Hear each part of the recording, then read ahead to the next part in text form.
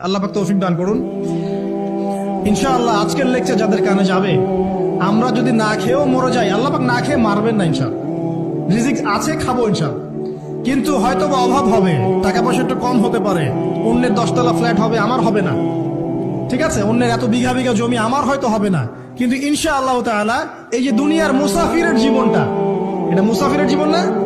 মুসাফিরের জীবনটা কেটেই যাবে ইনশাআল্লাহ। কাটবে না? যে কোনো ভাবে কেটে তো যাবেই ইনশাআল্লাহ। এই যে পরকালের জীবনটা একটা চেতনার শক্তি, জানেন?